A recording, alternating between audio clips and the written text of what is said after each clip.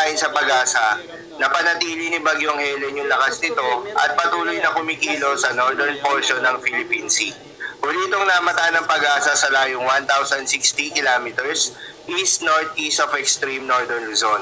Taglay ang lakas ng hangin na umaabot sa 85 kilometers per hour malapit sa gitna at pagbugso na umaabot sa 105 kilometers per hour. Kumikilos pa northwestward sa bilis na 25 kilometers per hour. Inaasahang kikilos si Bagyong Helen pakanluran, hilagang kanluran at maaaring lumabas ng Philippine Area of Responsibility ngayong hapon o mamayang gabi. Mananatiling malayo si Bagyong Helen sa kalupaan ng Pilipinas at hindi direktang makakaapekto sa anumang bahagi ng ating bansa. Inaasahang mananatili ito bilang isang tropical storm at maaaring unti-unting humina sa East China Sea. Samantala si Bagyong Hener naman ay tuluyang lumalayo sa ating kalupaan.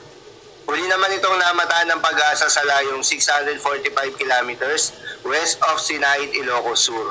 Taglay naman ang lakas ng hangin na umaabot sa 55 kilometers per hour malapit sa gitna at pagbugso na umaabot sa 70 kilometers per hour.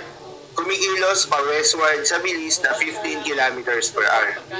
Sa labas ng Philippine Area of Responsibility, magpapatuloy sa pagkilos pakanluran si Bagyong Hener sa West Philippine Sea at patungong Vietnam.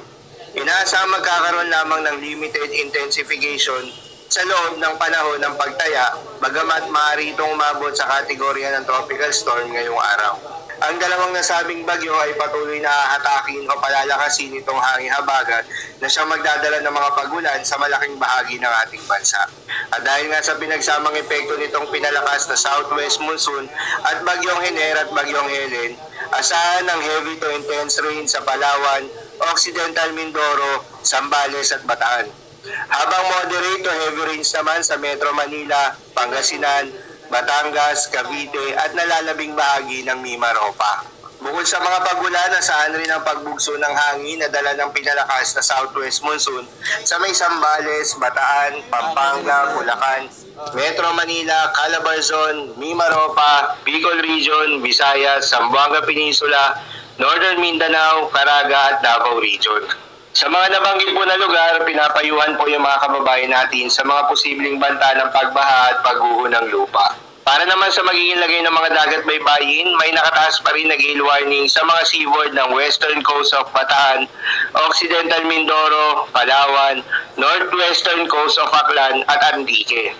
Payo ng Pag-asa ay huwag mo nang pumalawot yung mga kababayan nating mga isda at yung may mga maliliit na sasakyan pandagat sa mga nabanggit na seaboards. Dahil inaasahan yung